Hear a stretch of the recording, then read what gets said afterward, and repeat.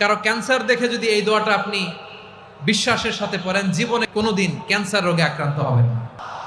অনেক সময় এমন হয়, হঠাৎ বিপদের সম্মুখীন হই আমরা, রেডি হয়ে বের হয়েছে অফিসে, হঠাৎ অ্যাক্সিডেন্টে পড়ে যাই, হঠাৎ পেটের ব্যথায় অজ্ঞান, এরকম হয় না? আপনাদের হয় না? বিষ্ণু ইসলাম বলেন, আকস্মিক দুর্ঘটনার বিপদ থেকে যদি কেউ বাঁচতে চায়, সকাল সন্ধ্যা যেন প্রত্যেকে এই দোয়াটা পড়ে। সকালে যদি 3 বার পড়ে, সন্ধ্যা পর্যন্ত হঠাৎ বিপদ থেকে সে রক্ষা পাবে।